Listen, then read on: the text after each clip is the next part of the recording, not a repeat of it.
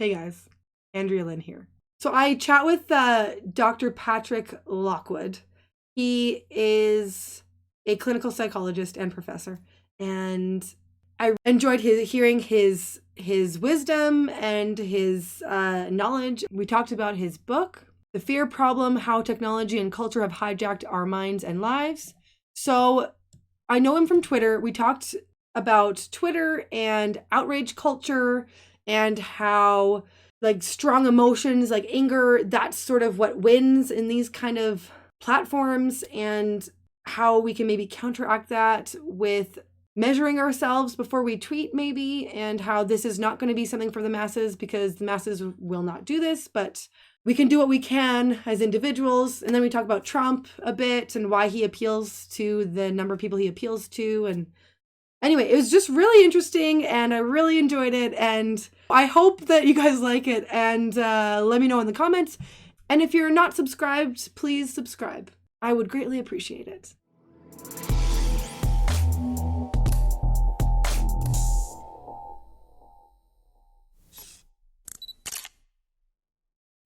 Hello, Patrick. Hi. Hi. Thanks for chatting with me today.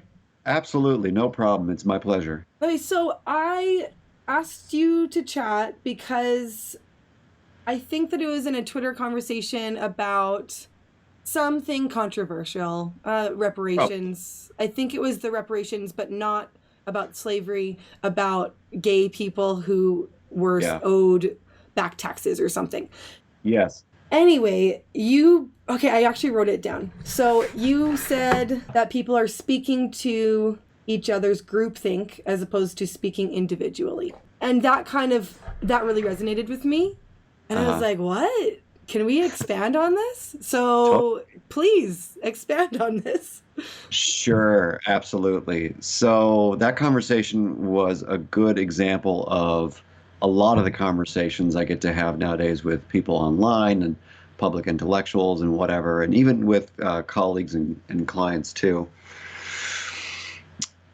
So what I've found is that we have come to a very unique place in history thanks to technology and thanks to the modern political movements, broadly speaking, because these movements and these new inventions have allowed us to, I would say, rather quickly and rather accurately circle the wagons as need be when it comes to a topic of contention, whether it's the race thing, the gay thing, the reparations, whatever, what have you.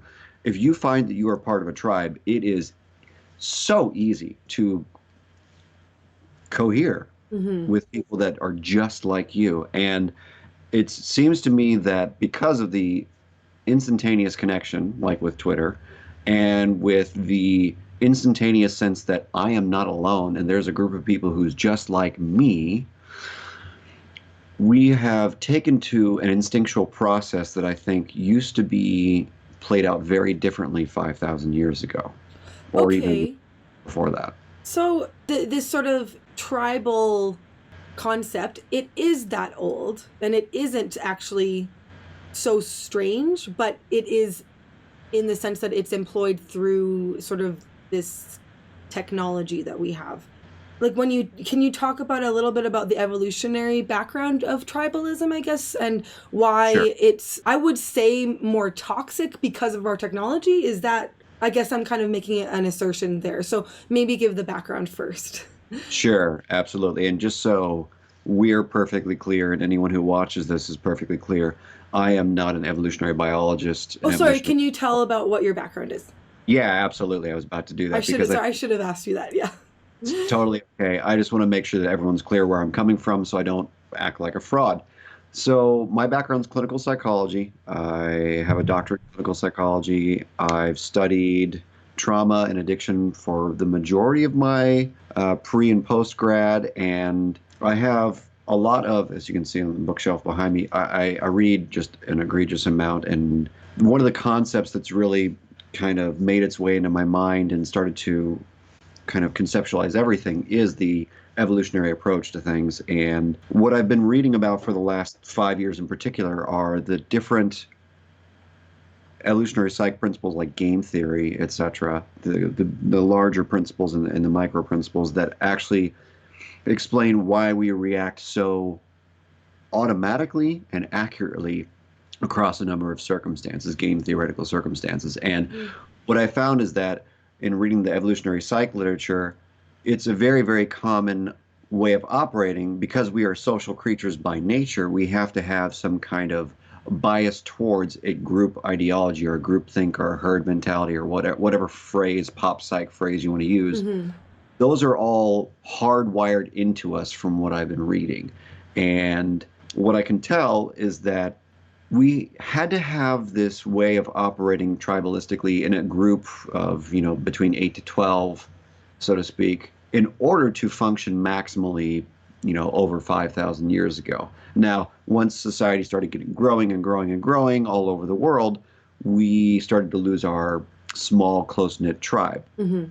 And that, I think, is part of what is becoming problematic for us, personally speaking, because we have hardware and software that are designed to detect and operate maximally in one environment that are not working so well in a very new environment. And we're getting exposed to not just our neighboring tribe, like literally neighboring. It's sort of, I guess, the global village of neighboring that we're coming across. Absolutely. And I think from my understanding of our instinctual processes, to the extent that I do, and some of this is mixed in with clinical psych too, we're not designed, like you and I should never have met in theory. You are hundreds of thousands of miles away, and that means that we are, by dint of just that distance, supposedly supposed to be afraid of each other and worried about, like, are you bad for me and or dangerous for me? Now, obviously, since we're not in actual physical proximity, there's no legitimate threat. But if we were actually to have met in person, that would be kind of a scary thing 5,000 years ago. So what are the implications now? Well, like I talked about in my book, it's a problem of being able to update the software, which will eventually make the hardware function more efficiently. What's your book called again? It's called The Fear Problem. Okay. There we go. I'll link it. I'll put it in the description. Yeah. Totally. So what I'm proposing in the book, and it's not a very complex or fancy book, it's really a proposition about maybe taking a look at how reactive we are and reassessing how automatically we engage with our groups, with our group ideology, and with each other when we're speaking online or in a circumstance like this. Because I think our instinctual process is more in charge than we would ever like to give it credit. Can you go into that a little bit more? Sure. One of the concepts that I refer to a little bit in my book, but I talk about it in other videos, is the modular model of the mind, which is another evolutionary psych concept. I can't remember the original authors, somewhere in the 80s. But one of the ideas that you hear people like Robert Wright write about and other, thoughtful evolutionary psychologists is we have these different modules that have evolved over time in terms of our cognitive capacity, our emotional capacity, our instinctual reactive nature. And the vast majority of what we consider motivation is predominantly unconscious, in the sense that something like 70% of all we think we're doing and saying is driven by modules that we have no conscious access to, so to speak. Right. So how do we watch out for this kind of behavior then? Like you said about, this is just like groupthink speaking to other groupthink. How do we speak as individuals to other individuals whilst online amidst all these, I guess I'm thinking of Twitter, but there are probably other platforms too, all these other sort of, I guess, factors and like implications and impulses are surrounding us to go along in a tribal space? Yeah, that's a great question, because there's no one answer and there's no right answer from what I can tell so far, which is why the stuff I wrote in my book was pretty non-definitive and pretty broad. Okay. So let's use Twitter as an example, and maybe it can be one way to think about how to be less kind of reactionary, instinctual, etc. So I'll use me, because I don't know what your behavior is quite like. But for me, I know that there are tons and tons of moments throughout the given day where I will check my Twitter feed and I will see that someone has responded or what have you. And within a matter of 15 seconds, I can have responded Mm-hmm. like that.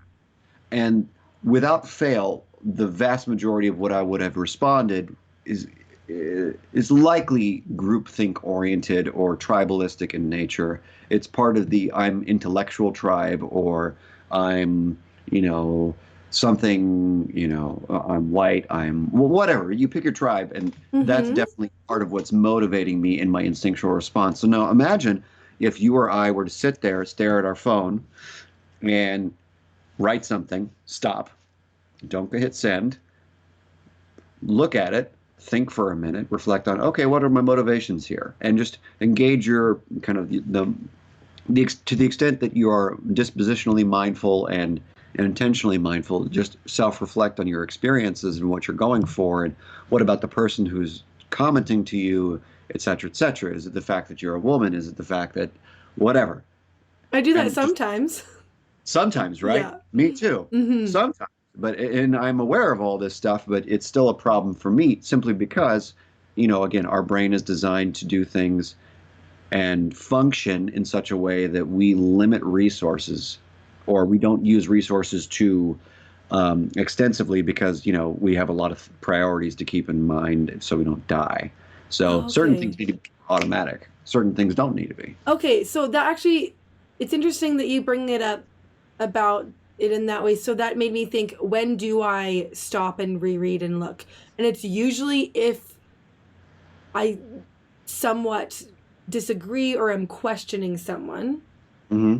But when it's like, yeah, totally, agreed, I'm like, yeah, send. That's right. Happy I'm saying face, or to my like, tribe. yeah, like I'm like, it's safe. So I don't Yeah. think about it much. So I Yep. guess that is, I don't want to say bad, because it's not necessarily bad to be agreeing, but it's like it's like playing into, it's usually for humorous things or whatever. Sure. But it sort of adds to the camaraderie with my centrist tribe, I Uh, guess. yep. It does. So, but is that bad? Should we stop and be like, wait, should I reply with this thing I agree with? Like, should we stop and think for that too, not just the disagree? Well, I think it's impossible to operate in such a way where we are totally devoid of our instinctual process and are not reactionary and do not try and align with a group. I think it's also insane. I forget the author. There's a woman who was on Dave Rubin's channel once, and she wrote a book about tribalism too. And she's right when she said that, we're designed to be this way, and there's no sense in avoiding it. What there's sense in is making sure when it shows up in problematic ways that we deal with it Right. or prevent it to be more problematic. So if it's not problematic, if it's not causing a lot of serious consequences to just, signal to your group that you're happy or you like what they said or it's funny, cool. I don't think there's any problem with that. Now, Right. you could take the Sam Harris approach to mindfulness and say that, we could have a much more peaceful life if we just all meditated all day and used his app and whatnot. But I don't think Okay. I don't think that's a feasible way of living, simply because we are not as fancy as we think we are. I I just know, don't. but meditating makes you so much fancier. No, I'm, I haven't tried it because I know it'll take discipline, and I'm just Yeah, not ready. But I don't think it's a bad idea. I kind of think it's like, just like, people like taking time to pray, or taking time to just, or to think or not to think. I guess that's what the meditating is, like, to not think. But right. I, I suppose it makes you fancy yourself, not the thing that you are, perhaps. I don't know. It depends on who you speak to, I'm sure, who does. But Mm-hmm. I just, to be fair to Mr. Harris, Dr. Mm-hmm. Harris, I don't know how he fancies himself after he's meditated, but I don't know if but there's a self there at all. what? If there's a self there at all. Yeah, I guess, yeah, oh man, that stuff is so, like, I have trouble wrapping my head around the whole, like, yeah, the collective unconscious. Isn't that Jung? Is that Yes, Jung? yeah, Yeah. yeah. Oh, my head. Okay, let's not go there. I do love his archetypes, though. Anyway, yeah, so, okay. Tribalism isn't always bad. Right. Like sports. A perfect example. Yes. I think if we wanted to have a better society right now in the United States and in any other westernized countries that participate in sports, or Eastern countries too, the goal, I think, would be to have more socially appropriate or socially adaptive outlets for those instincts. So as opposed to mudslinging in politics and aggressive tribalistic responding in politics, I forget, someone just wrote a tweet the other day that said, the moment that politics becomes boring again, the moment life will be better, or something like that. And it's totally true. Because it should be boring. It should be a passionless experience, in my opinion, so that we can have the best outcome for the country. Right. So if we could shove all of that stupid energy into sports or into some other competitive aspect, video games, whatever you could do that would be both fun and competitive, business, etc. Oh, but then Gamergate, though. Gamergate? Yeah, have you heard of it? It rings a very vague bell. I don't actually, it's funny, I was just talking with some people, I tweeted about it, I'm like, guys, I don't know what happened other than a very loose, something happened within the gaming community, drama with reporters who reported on the side of a female gamer or female programmer, and then who's a lover scorned or something, and then but then a whole bunch of like jerk white dudes kind of all massed around him to, so like, but again, okay, I'm giving some people who know about it are going to be like, that's a terrible sum up, and it probably is, and I'm going to actually talk with someone in the next few weeks who wrote a book about it, because it's sort of where online mobbing started-ish. It's sort of where things started getting like Smirkgate. Were you around for that? Do you remember that kid, the kid who went to Covington? DC? Yeah.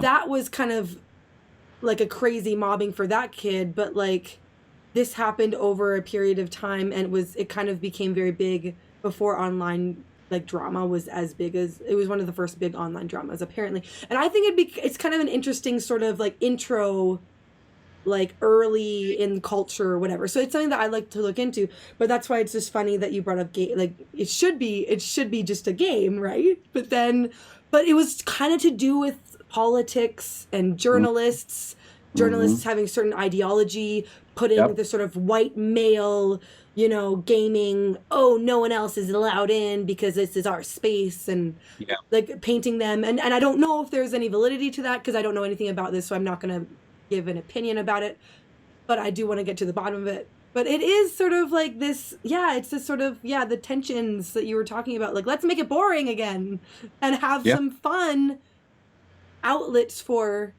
sort of competition that's friendly, I guess, like sports, like we were saying. So, okay, so can we talk about some examples? So, like, as we speak, you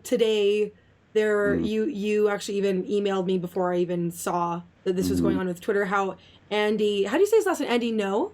I think it's No. Okay, Andy No got assaulted and beat up, and milkshake with quick drying cement chemicals in it is the latest. The police literally tweeted that out from Portland, so it's not just a milkshake. And there were weapons as well. So he just got assaulted. And the Twitterverse in our corner, I'm going to say our, because I think that you're probably in like the sort of a centrist intellectual corner. I don't know. I don't know. What corner am I in? Whatever. We follow each other. So anyway, in my corner at least, it's kind of going crazy right now. Yeah. Like I even saw someone tweet. I was like, "Oh, let's the outrage ensue because it's one of ours," and it is, and I retweeted it mad because I was like, "Oh, I can't believe this. This is not what you do to people in a civilized society, even if you consider them your enemy."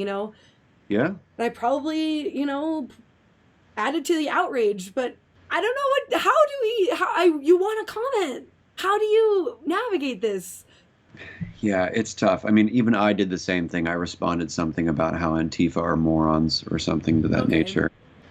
Here's the deal. Okay. So, and I'll do whatever I can to not have a bias here, because I am clearly frustrated with the circumstance. I think that those people are morons, and I think that this kind of behavior is what sets us back and keeps. If you don't like Donald Trump, this is the stuff that's going to keep him in the office, because then he and all people in the center and the right look like reasonable people who don't go fighting, etc. You don't see conservatives punching, whatever. Anyways, all that's aside to say. Oh, but then the Proud Boys, people would say no, but they rough people up too. So To what degree? I don't know. How many? Apparently, there was just an incident in New York where the Proud Boys roughed some people up. Oh. But that was, again, from reading the comments on Twitter, and I haven't verified that. So allegedly. Sure. Yeah. Yeah, and that's totally possible. I would put it on both of the more polarized sides of the political aisle, the left and the right, what have you, that aggression is one of their go-tos because they don't have better mechanisms for dealing with their feelings. And what I would encourage all of us to think about is, if we are going to tweet about it, how do we tweet in such a way that doesn't actually increase the outrage necessarily, or is more thoughtful in whatever way we can try to be thoughtful. That said, it's normal to have a reaction. It's normal to say this is frustrating, this is disappointing, whatever. I think Claire, the founding editor at Quillette, just said, this is fucking ridiculous or something like that, because she was legitimately pissed that one of hers got hurt. It's totally reasonable to have a reaction. It's totally unreasonable to keep the pot stirred. I think those are two different things. Now, one other metric you can use, or one other set of axioms you can use, is I stole from the 12-Step World and Craig Ferguson, who's the late night talk show host. I remember, yeah. Hilarious guy. He did a stand-up special where he talked about his 3 failed marriages, and if I'd only learned this one thing, I would have kept them all. Oh, tell us. He said, there are 3 questions you always have to ask yourself, and this has been around for a long time in the 12-step community. And it's, does this need to be said? Does this need to be said by me? And does this need to be said by me now? And it's totally reasonable to not answer those questions before we tweet, because that's what the average person does. That's what we all do. I did it. It sounds like you did it. And, it's normal. Now, imagine if we had done that. Does this need to be said? Does this need to be said by me? Does this need to be said by me now? Now, okay. Now, if we were to answer those 3 questions, I don't know, would you have still tweeted what you tweeted? Probably not. Probably not, man. Yeah. Because it's an interesting, because we're all narcissists on Twitter. So yep. It's like, to be said, well, yes, it needs to be said. Does it need to be said by me? Well, okay. And then does it need to be said by me now? It's the now that's the kind of, I know that immediacy of like, but it's going to be gone, and then I'll be left behind in the dust. Like that feeling. Yeah. Right? So yeah. I mean, it's something that could have been mulled over for a few days, and then thoughts could have been shared, like, what does this mean for a civil society when we are giving way for assaults? Or like it could be something thoughtful that you or I could say. Well, more you, because like you might have even a professional like musings that I don't, but whatever, just thought you went into thought, and then in a couple days, here's what I've thought about. I've been thinking about this for the past few days, and here are my thoughts, and then you could share it. But it's something about fear of missing out, I guess. I think that in the outrage. And prestige. So we are, I forget the author, one of the evolutionary psych authors talks a lot about prestige, and a lot of authors do. And we are drawn towards prestige, and we will actively look to other people who are higher up in the prestige economy, so to speak, and see how they act and mimic their behavior. And if you look at the most prestigious people on Twitter, it seems like they all react pretty straightforwardly and fairly strongly to any of these incidents. So because we're drawn towards prestige and behaviors that will help us build prestige in order to kind of move up the chain and survive better than our next door neighbor, so to speak, It's more than normal for us to engage in this kind of retaliatory, prestige building behavior. Like, hey, I'm with them. I'm in this tribe. I'm in this kind of way of responding tribe, which should, move me up the prestige ladder in the evolutionary sense. But the thing is I did feel like I quite learned a bit from the threads that were going on. Sure. Do you know what I mean? So I count that as good for me personally. Sure. Because honestly, like I haven't really looked into Andy's stuff other than what he tweets, and I saw it as updating what is going on in Portland. Now, I saw a few people explain why they didn't agree with some of his previous articles that he's written. But all the people, even if they said they disagreed with some of his articles or the way he goes about whatever it is he does in Portland, reporting on it, even if they disagreed, every single one said, but this is not okay. What happened to him. Even if he went there knowing the risks, it's still not okay. And just like someone even said, it's like you don't blame the woman for what she's wearing if she was raped or something like that, right? Like she knew what she was doing going into that bar and wearing what she was, you don't. So everyone, even if they disagree, so it was kind of like the right to free speech. Yeah. But I don't agree with what they said, but there's still like the right. So it's sort of the other side of that where it's like, yeah, I agree, So all the people were very in his corner of this should not have happened no matter what you brand him as friend or enemy and whatever. So I learned a lot of I guess sort of I felt like people were pretty nuanced in the view in the sense that what they thought of him and why, and along with supporting him. Yeah. So I did like that people tweeted about it, is what I'm saying. I did like that people went back and forth in conversation about it. Great. So that part I liked. But then there's the one-offs of the video or whatever, whichever one have been retweeted, that I suppose are the, did this need to happen, I guess. Yeah. So, but how do we know which is going to be a tweet that sparks the conversation that I said I agree or that I appreciated?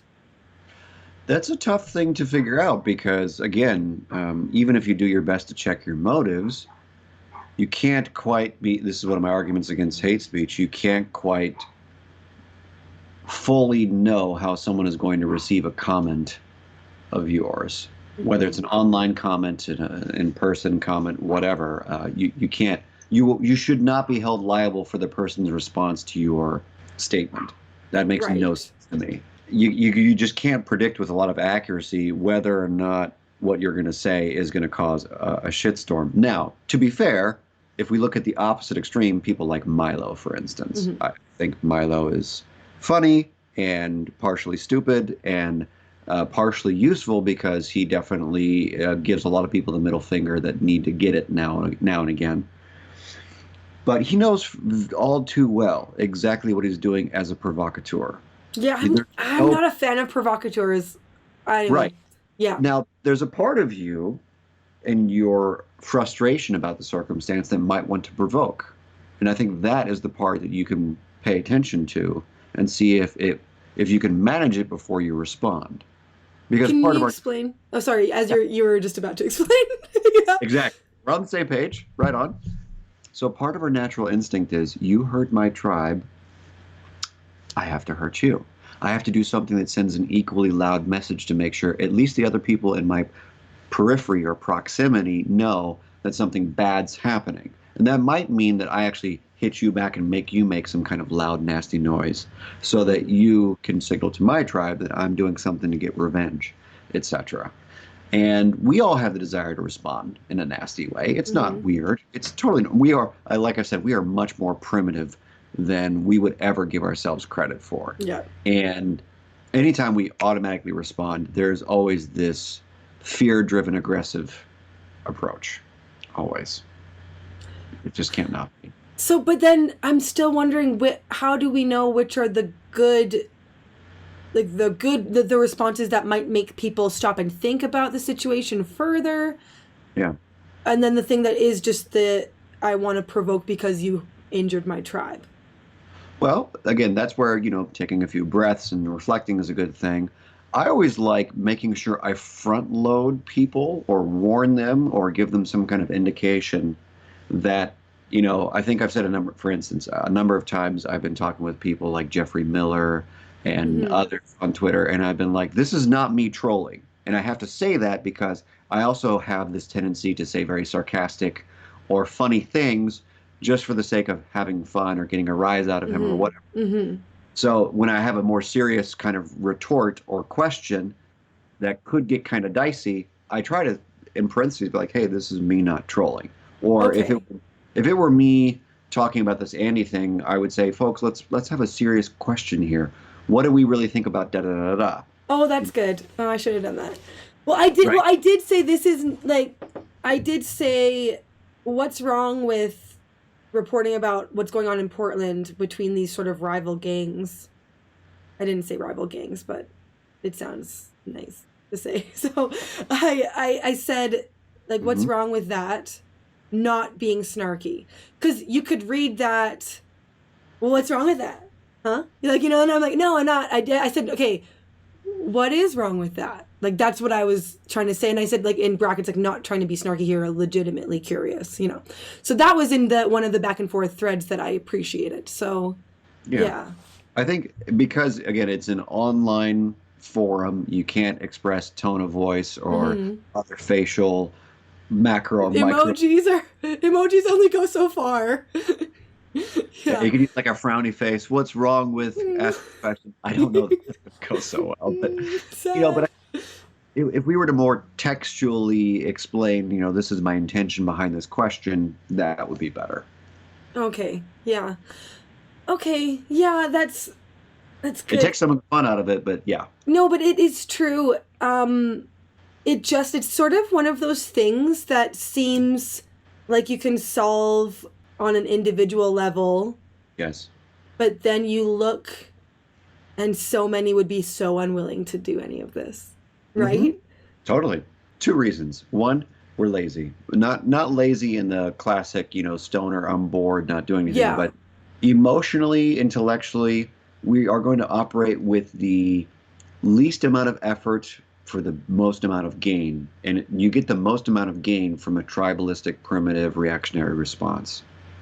It requires a lot of emotional, intellectual investment in yourself, in your mindfulness, whatever, to chill out. That's the first problem. The second problem is there's all sorts of uh, dynamic reward for having the more instinctual, automatic way of responding. So not only do you look good to your tribe, but then you gain status on Twitter, you gain status among this group or that group, and then you feel like you've actually stood up for an idea or a cause, and that might have some political ramifications. So it's not a one-to-one problem. Hmm. It's a one to 330 million problem. So how do we gain status through being reasonable then? You don't. No, Okay. we Okay, don't. folks, we're done. Bye. Thanks for chatting. I mean, Like I don't know how to. what? Okay, so let's use some very. Like what? That's what I'm doing, man. Okay, we're both trying to be reasonable. I think as Yes, I a love it. I just can't believe your answer. Yeah, don't. all I can do is be honest I and know. Well, try. I was honestly laughing. Okay, sorry. Please continue. Okay. So here's my reasoning for answering definitively no. Okay. So if you look at the most reasonable people that are online on Twitter, for instance, so I would consider people like Eric Weinstein and Brett Weinstein and Heather, his wife, and all these kinds of intellectual dark web people, Mm-hmm. and Tim Pool's pretty reasonable, and Sam's very reasonable, Sam Harris, and Jordan's fairly reasonable. Mm-hmm. There's a lot of very reasonable, popular people on Twitter, right? Have lots of following, etc. Now, if you look, and Ben Shapiro's typically kind of sort of reasonable, but also very It antagonistic, depending upon depends the on the circumstance. subject. Yeah. Yeah. Okay, so all these people who are very reasonable, fairly smart, etc., are there, and they have some status. Did they get there because they were being reasonable? No. Jordan got famous Through the by protest. controversy about Bill C-16, yeah. Same thing with Ben. Ben Shapiro got famous through being this controversial Breitbart guy. Right. Brett Weinstein got famous through With the controversy, Evergreen scandal, yeah. and his wife too. And same thing with Tim Pool, with all of the punches he's taken and given back to people like Jack and Joe Rogan, everyone. Same thing with Sam. Sam has just made a career out of, the death threats against him by Right. people Islamic sector. Mm-hmm. All these people who have status have done something fairly rebellious and have done something fairly incendiary and have done something, even Eric, to a degree, have done a lot of things to make themselves look like they're outside of the norm. You can't be, a plain conversation is never going to get you a million likes. I know. See, Yeah. I've seen so much IDW criticism that I'm like, Yeah. I am like, oh yeah, they are reasonable, right? I forgot because I've seen so much dragging of them. I'm still an IDW fan. I just don't love the idea that it's sort of been lost on the figures, and I see it as a way of doing discourse, but Yeah. no one else does except for a few other people. But yes, you're right. Like they are. I mean, you can disagree with their reasoning. Yep. People out there watching who are like, oh, those, but you can disagree with their reasoning, but they do have reason behind why they say the things, even if you disagree with them. Absolutely. So, but it's an interesting thing you said, that the fact that they are in, I guess, sort of the in academic intellectual spotlight. Yep. Because of being controversial in some way, one way or another. Absolutely. See, and I know you're right. Like even though I laughed, because but like they've done those studies on Facebook, and look, I think because Facebook's been around a bit longer than Twitter. They said about how the advertisers kind of learned to shape a certain way because what gets the most response is anger, not happy things, I think. That's right. And like I've tweeted about this a lot, being like, what are we to do? Like, like I see that. I've heard of the studies. You said it. But I mean, that's what I'm doing. Like that's why I'm having this, that's why I have my channel. That's why I talk with people. Yeah. Because I actually, that's like part of my sort of mantra is like reason and logic. Not that I even know much about logic, but reasonable discussion and debate and different points of view. They can win. But it seems like you're saying no. No, you did say no. They can win, but they don't necessarily win quickly or win bigly, to use Donald Trump's phrase. Bigly, right? Oh, I forgot about that word. Okay. They don't win bigly, but they do win. Now, you can have a million of these conversations with a million reasonable people, because there's tons of very reasonable people in academia like me. There's tons of very reasonable psychologists and sociologists, and all of them are very reasonable people. And if we could get that conversation more popular, that would be what would solve a lot of our problems, in my opinion. But it's not sexy. So either we make it sexy, or we keep fighting the good fight that's slow, grassroots. I think we're designed better for grassroots movements anyways. But how so? You mean like the YouTube channels and stuff? Yeah. And there's a reason that what you're doing and what I'm doing, what Joe Rogan being like the impresario of YouTube. He's our king. He is. He's the 3-hour podcast king. I think outside of the fact that he's a celebrity, the reason what he's doing is popular is because he's actually having what seems like a good faith conversation with people, and there doesn't have to be legitimately incendiary language to make it popular. Right. It seems like, I mean, I have seen some hate towards him, but Sure. it seems like I think of all the people in the IDW, I mean, a lot of people are mad that he's included in the IDW list, but they're not mad at him. They're just like, oh, that doesn't make sense because he's not well, it's because he's a platform. That's why. So, and he says that. He thinks it's dumb anyway. He called it the intellectual dork web. So, regardless, he seems quite beloved. It seems like he's escaped a lot of the hate, and I think it's because he seems pretty authentic. He seems like that's who he is, and he's just like, hey man, I just wanted to have a chat and conversation with cool people. Like that's what it seems like. Regular person appeal. Yes, yeah, the typical American. Yeah, whereas the Weinsteins and Heather Hang and Sam and Jordan and all these people have they have credentials and they have prestige for those reasons. So it's why do we want to listen to a bunch of eggheads talk, etc. Right. But I do. Joe, but Joe, yeah. Mm-hmm. Joe and Tim seem to be kind of the everyman, person on there, and that seems to be more appealing for a lot of people. Yeah, I do see Tim Pool get a lot more hate than Joe Rogan, though. Sure. Well, he's more political, I guess. Typically speaking. Than Joe. Like Joe really is quite. Anyway, I don't know. I don't actually know much about Tim Pool, so I shouldn't even. I don't know, but I definitely am a huge fan of Joe Rogan. Yeah. So maybe that's why for me. Yeah. So, but I definitely see a lot of people tweet being annoyed by Tim Pool. So that's all I know about him is that a lot of. But I don't know why. I haven't really looked into it, so I don't really know why. But he gives the news, from what I know. Like. Yeah, but I think that I think you almost take that on if you're like, if you take up in the centrist space, I'm going to be the centrist news hub. You kind of, I think that, you get it from all sides. I think.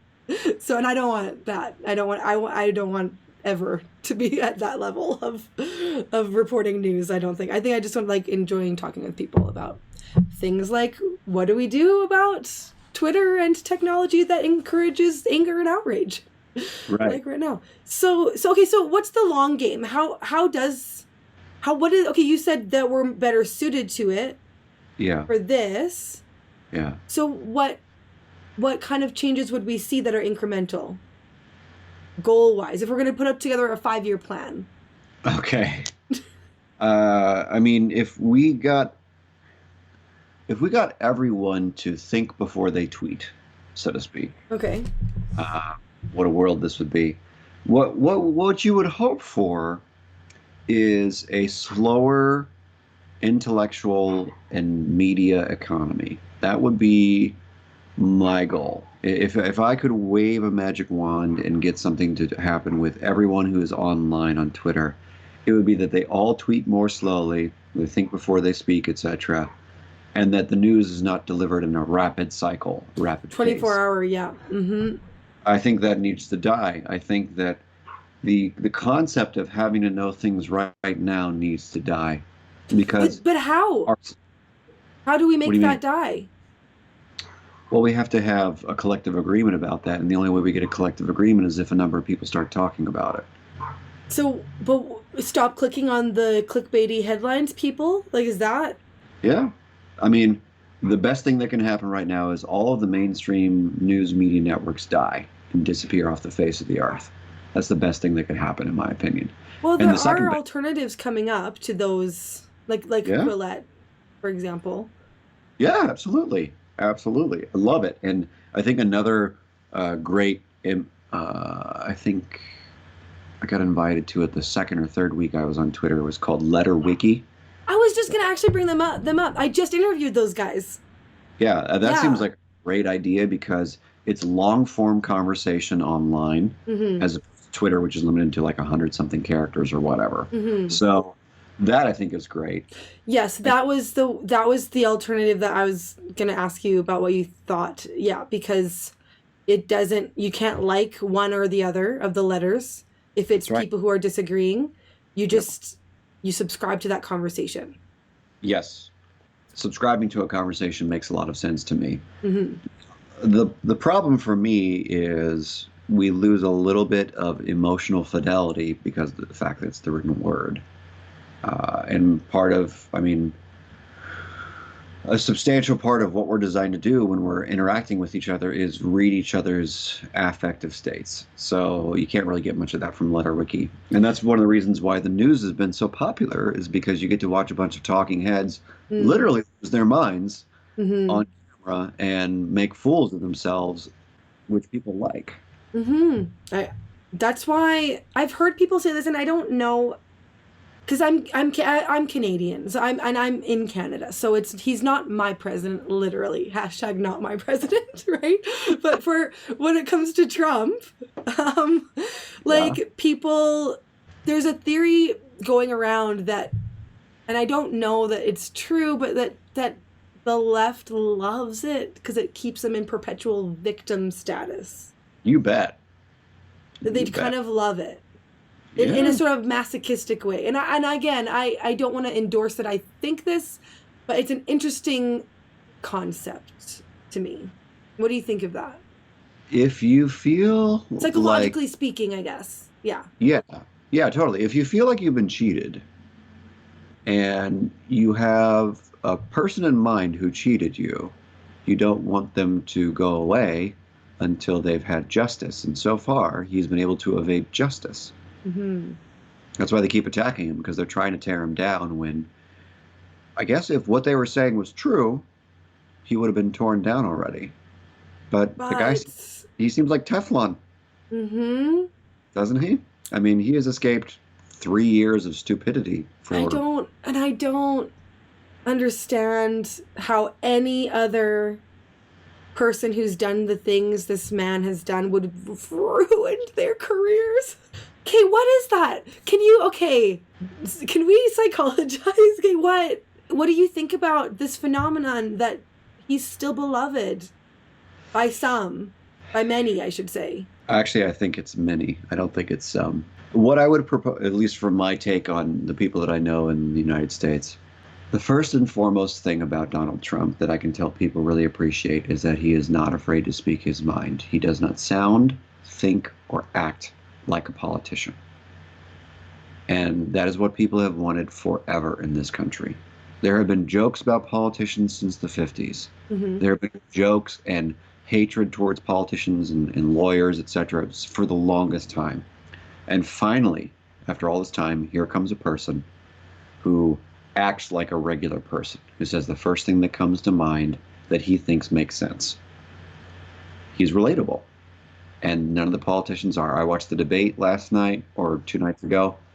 I couldn't relate to any one of those morons. Not a one of them would I want to have coffee with or have a beer with. Not a one of them would I want to go on a hike with. They are all sick, pandering morons. Really? Thought? What about Andrew Yang? I like him. I like Yang, but he didn't fucking speak. Well, apparently his microphone was off. I don't know. Allegedly. Again, if you follow my tweets, I said he's the only reasonable person on there. Bill Maher said something, and I was like, yeah, no one's going to pay attention to him because he's the only reasonable one up there.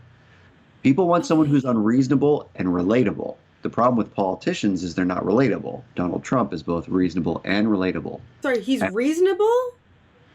Yeah, he speaks like a regular person. Okay. That is what we interpret as reasonable.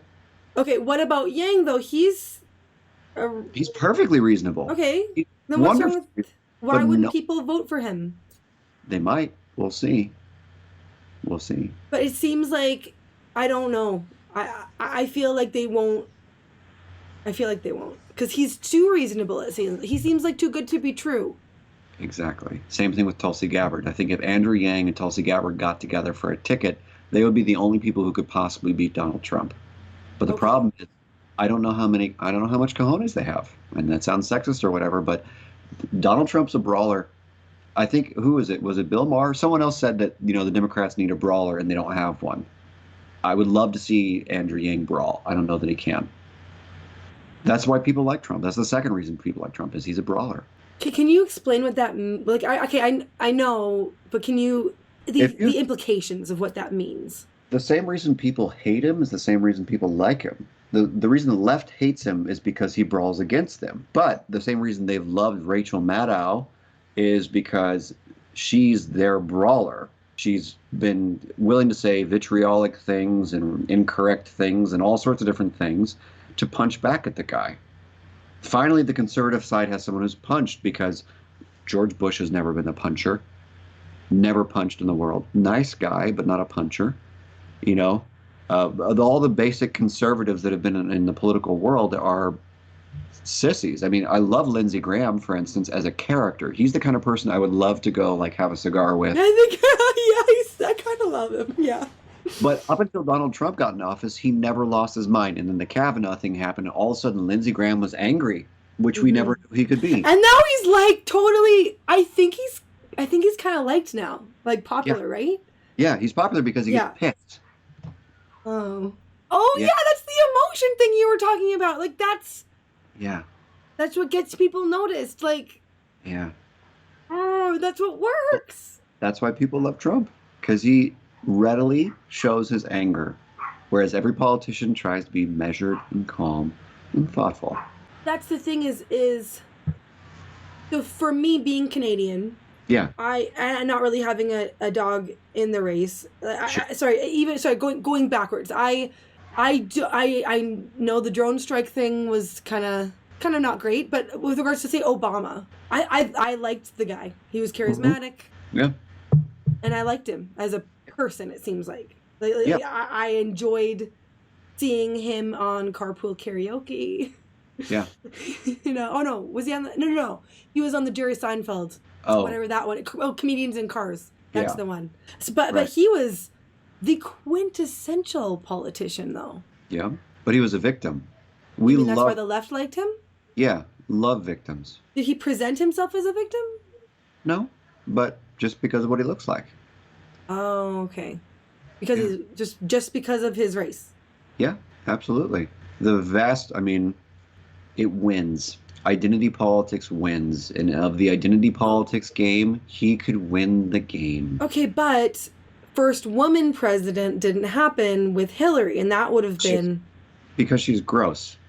She is a cold and unemotional person. I don't know who would vote for her. I don't know who would want to hang out with her. Would you hang out with her? I think, okay, I remember doing the math. I think I was so anti-Trump, I probably would have done third party. Right. I think I would have done what? Oh, I don't even remember. Johnson? Yeah, the guy who loved pot. Yeah. See, like, no, I don't. Yeah, I probably would have done third party, but I don't know. But I didn't do it though. I didn't vote. I'm actually half American, to be honest. So I do have American family. Oh, okay.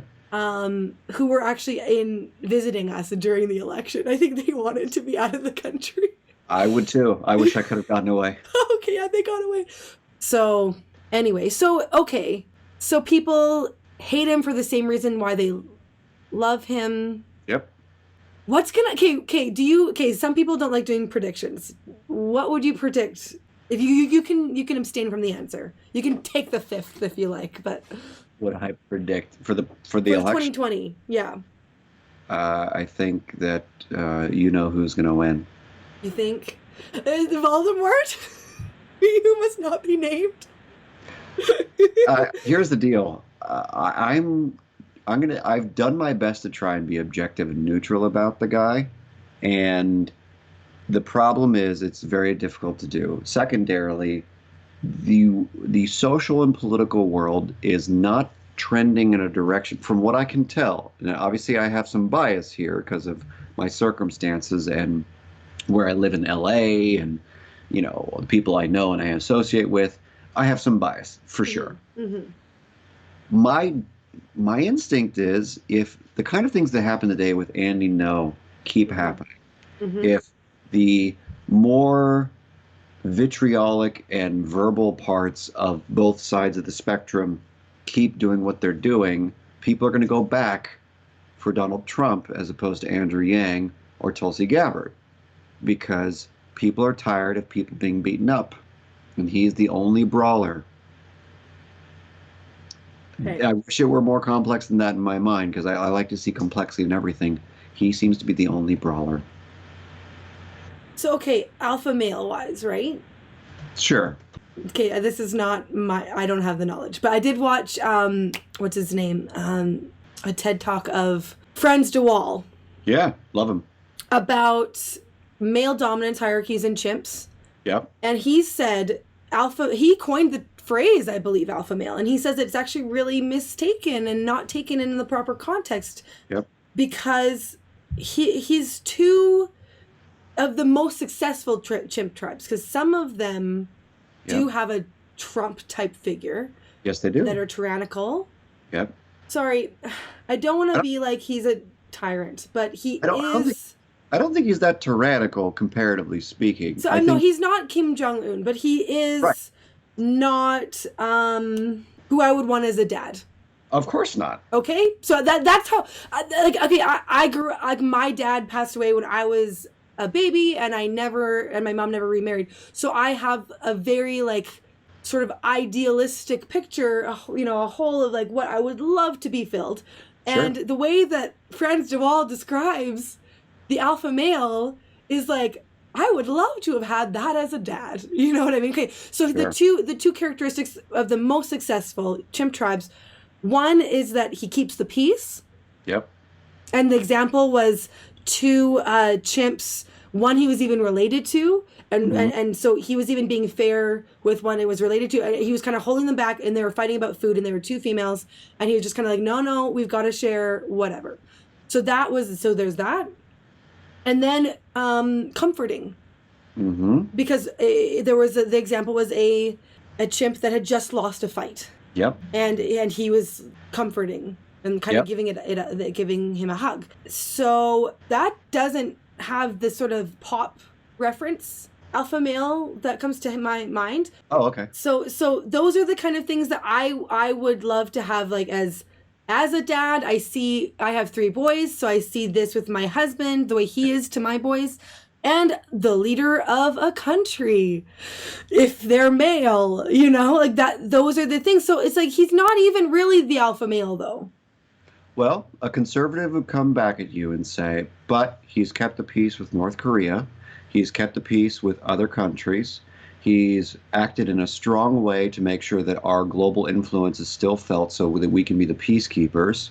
He's done everything he can to help the conservative side, the 40-something% of the United States, feel heard and feel safe and feel cared for, because they haven't felt cared for at least 8 years, if not longer. But what about the other half, though?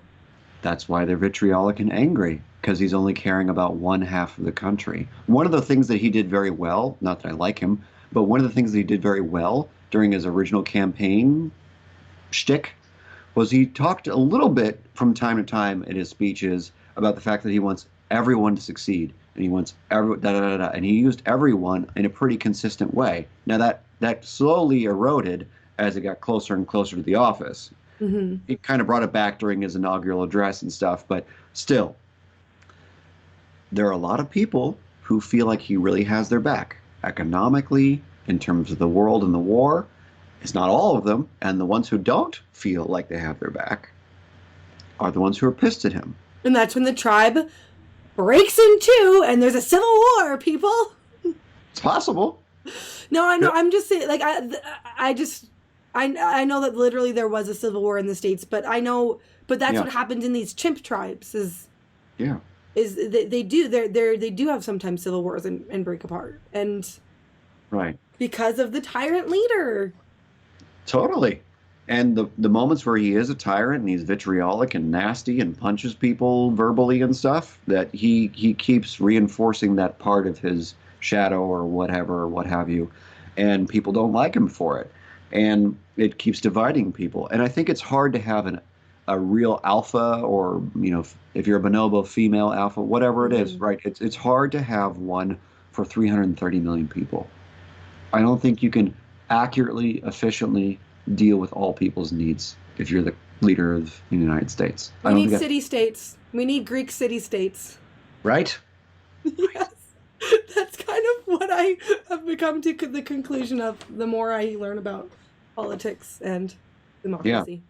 Yeah. Anyway, okay, so at the end of the years of the Trump years that they will be called, the end of the Trump years, whether that be 2020 and it sounds more like probably 2024, and whoever will come in the wake of that, what? Okay, this is so in the future, I know, but like, what's like, what is going to be left? Like, what do we do? I imagine whatever we have right now will be here too. I'm not afraid, generally speaking, about the future of the United States and the future of the world, just because we have had all sorts of insane and sick people in office in this country since its inception. Mm-hmm. And we've had presidents who've killed people on the front lawn, kind of thing, you know. So it's who did that? Was it Jackson? Was it Tyler? It was Jackson. Was in a number of brawls, but there were a couple of. Was it Polk or Tyler? I can't remember. I could be totally wrong about that, but I know that they did initiate some duels at some point. Oh, okay. So, anyways, we've had lots of angry, crazy people in charge, and here we are. And the reason is the checks and balances work, and they do what they need to do. And it's impossible, I think, at this point in history, for someone in a Western democracy or democratic republic like ours to really go off the rails and turn it into Venezuela. I don't think that's likely, simply because of the way the country's been set up constitutionally and economically and all those things. I don't know. What if what if like Roe v. Wade gets overturned? Like, you know, with the Alabama, and they're setting up to go towards the Supreme Court. I feel like there would be anarchy if that happened. I find that hard to believe. It's possible. It's certainly possible. I find it hard to believe simply because I think even the conservatives on the bench would have a hard time reconciling that with their personal experiences and what they know about abortion in the first place. Now, it's not an easy topic, obviously, but I don't think there's a reasonable person out there who says that there has to be literally no abortion. And I don't think anyone on the Supreme Court has voted that way. But I could be totally wrong, because politics is not my shtick. It's just sort of, I'm just thinking of like something that if it happened, if Trump gets reelected, and then the Kavanaugh thing where it's like, and we knew this is what they meant all along, you know, and just this sort of conspiracies coming to fruition. I don't want to catastrophize here, but right. I don't know. Polarization is increasing, like you alluded to with regards to the anger paying off. A counter movement, though. People like yourself, like you said earlier, are really trying and fighting hard, so to speak, even though that's probably not the best metaphor, for a more reasonable, calm discussion. And the reason that Joe's popular is because, for the most part, it's a reasonable, calm discussion unless he's upset. Mm-hmm. So there are a number of podcasters, YouTubers, etc., who are taking off simply because they're trying to have a reasonable discussion about things. And that market share is growing pretty rapidly, to my understanding. And the market share of the incendiary media is dying rather rapidly. It is, and that's why they're trying to do the clickbait, like to save their lives, because that's where their revenue is, right? So absolutely. But people aren't biting because they're still dying. They're still trending downwards. They are? Yeah. Ratings are still going down. Companies are pulling out money. Let's end with this hypothetical. So if the big news, because a lot of them are quite divisive. Yep. So if the big news outlets, like say the Fox News, CNN, yep, MSNBC, mm-hmm, MSM, is that one? Mainstream. Yep. Yep. So whatever, all those networks. Yeah. If they go down, does the divisiveness also go down? That's my first instinct. Now, it doesn't go down rapidly, but it goes down steadily. That would be my instinct.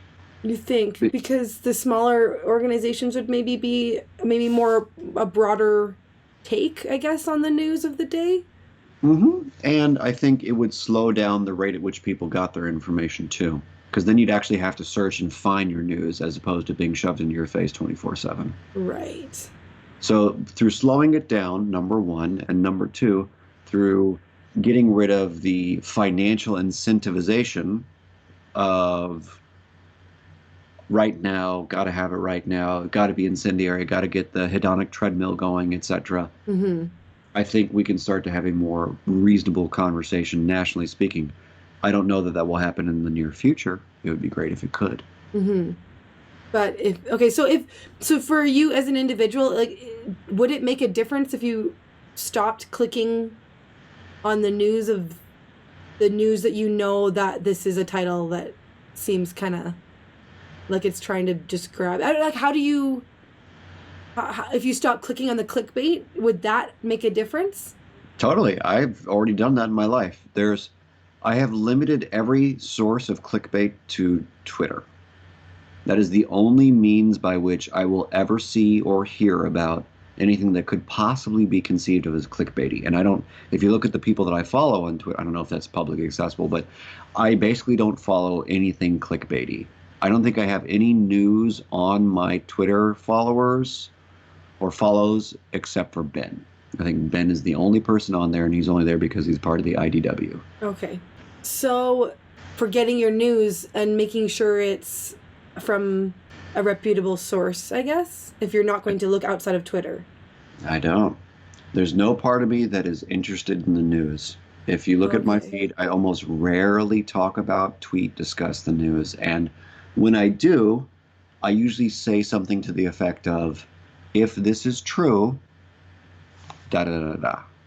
Okay, so it's causing more harm than good from almost from like the psychological collective unconscious sort of what it does to the nation. Yeah. The news does more harm than good with regards to informing us. Yes, 100%. See, we have such a different, we have state-funded news in Canada, the CBC, Canadian Broadcasting Company. Yeah. So we'd have to stop having, I'm not a big fan of state-funded. It sounds like a dictatorship. But I mean, it isn't. But I don't love it. Most people I know are not big fans of it. But so yeah, for here in Canada, it's its own. That's its own. For that to die, like the government would have to be like, we're gonna pull your funding. So. Well, that could happen if they see that viewership goes down and down and down and down. Right. Eventually, they will have to pull the funding because then they're paying people to do nothing. No, hopefully, yeah. Well, I guess. Be fiscally responsible, Canadian government, and pull your funding, please. Right? Because I know they're watching. Come on, Trudeau. I'm sure they're watching. I'm sure. Yeah, thanks. Anywho, okay, well, is there anything that I missed? Is there any closing remarks that you'd like to go into? I don't know. No, I feel like we've covered a lot here. And we did, yeah. Yeah. No, it's been fun chatting, and it's awesome to talk to someone up north and get a different perspective on things. Yeah. We're not so different. Right. Up in the north, except it's very, very cold most of the year. That's the big difference. So, okay. Well, thanks for chatting. I really appreciate you taking time in your Saturday night. So, Absolutely. Thanks so much, Patrick. Totally. No problem.